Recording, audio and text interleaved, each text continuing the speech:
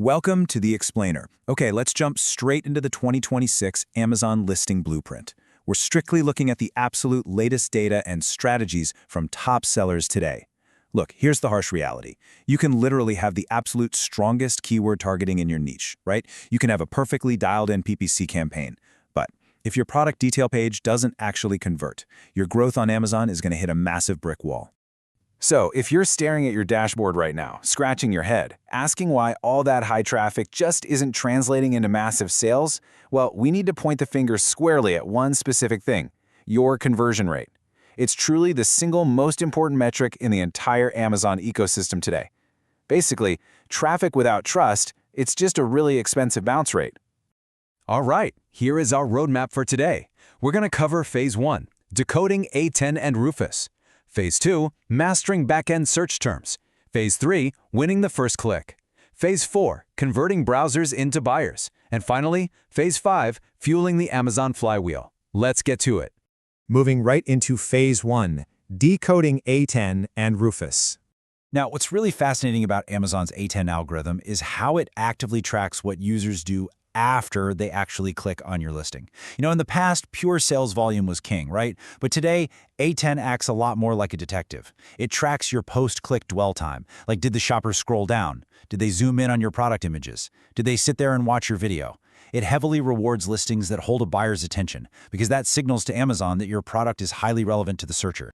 And obviously, you literally cannot talk about Amazon Search today without bringing up Rufus, Amazon's conversational AI. By the end of 2025, Rufus was processing over 274 million queries every single day. That's huge. Shoppers just aren't typing in those clunky, awkward keywords anymore. They're asking full-on natural questions like, what's the best way to clean a cast iron skillet without ruining it? So, to optimize for Rufus, you've got to look at the suggested questions Amazon is displaying in your specific category, and you have to answer them directly in your copy. If you answer the human questions, the AI is going to recommend you. Okay, Phase 2, mastering back-end search terms. So, the most crucial point you need to remember here is the number 249. That is 249 times bytes, not characters, bytes.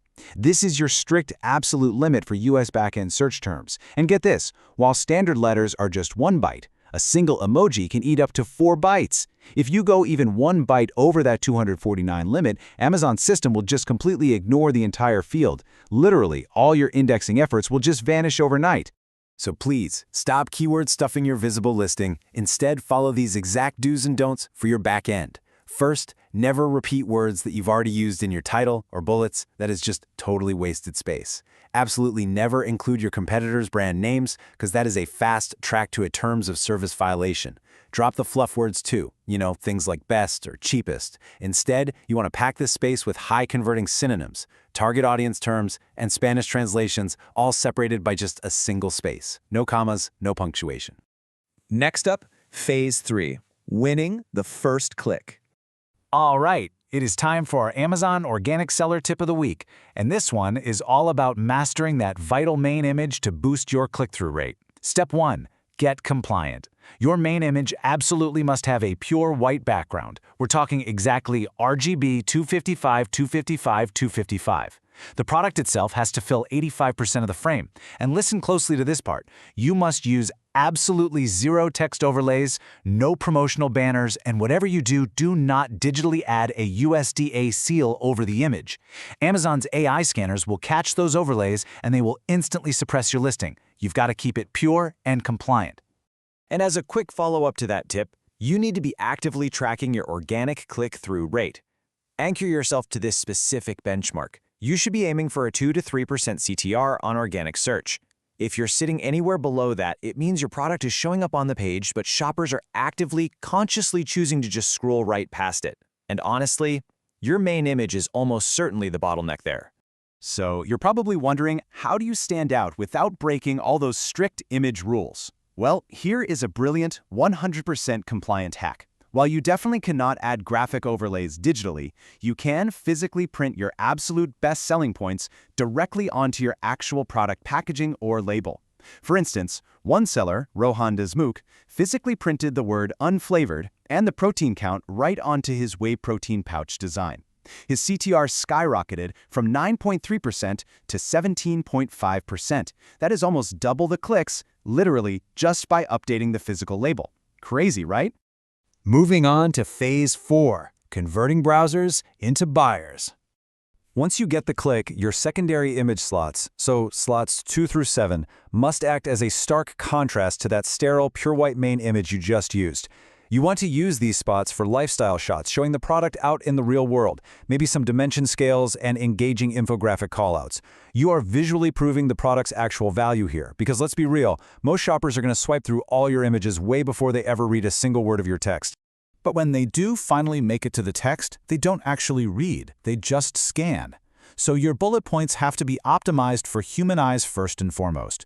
You want to keep all 5 bullets strictly under 1,000 characters combined. But here is the absolute most powerful, closely guarded tactic for this section. Go read your competitors' 1-star reviews. Find out exactly what their buyers are complaining about, and then preemptively address those exact objections right in your own bullets. I'm telling you, it is a massive, massive conversion driver. And if you're a brand-registered seller, plain text descriptions are completely obsolete at this point. A+ content lets you use these rich, modular visual layouts, comparison charts, and stunning lifestyle imagery. In fact, Amazon reports that A+ content gives a 3 to 10% lift in conversion rate. But honestly, more importantly than that, because it keeps buyers lingering on your page longer, it acts as a direct, highly positive ranking signal for that A10 algorithm we talked about earlier. Finally, Phase 5, fueling the Amazon flywheel. Look, a listing simply won't convert without social proof. It's just a fact. If you're launching a brand new ASIN, the Amazon Vine program is incredibly effective for locking in those crucial first 15 to 30 reviews. It's a fantastic fit if your average order value is over $20 and you've got healthy margins. But a quick warning, skip Vine entirely if your AOV is under $15. The per review cost will just completely eat up your launch margin, and it's not worth it. Next up, external traffic. This is critical. Sending low-intent, what we call garbage traffic to your Amazon listing, like stuff from super broad, poorly targeted social campaigns or click farms, that actually damages your organic ranking. Because Amazon sees a bunch of sessions with 0 purchases and immediately flags your listing as irrelevant. So instead, the modern strategy is all about seeding micro-influencers. You want to find highly trusted creators with, say, 5,000 to 50,000 followers in your specific, hyper-targeted niche to create a really consistent drumbeat of high-intent sales. And definitely don't ignore free internal traffic. Here's your quick 30-day playbook for Amazon posts. First, verify your brand registry. Then, build a library of 20 awesome lifestyle hero images for your top ASINs and publish 3 times a week. Make sure you tag your related products to capture that highly valuable, totally free browse path traffic right under your competitors' noses. As all of this starts coming together, you want to execute what's called keyword cycling.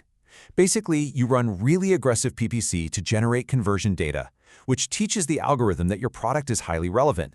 But once you actually earn that organic ranking on page 1, do not just stay on the PPC treadmill forever.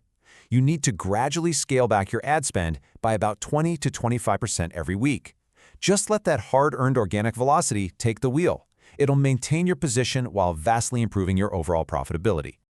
And this really brings us full circle. Having an end-to-end focus on your conversion rate creates an incredibly strong competitive moat around your brand.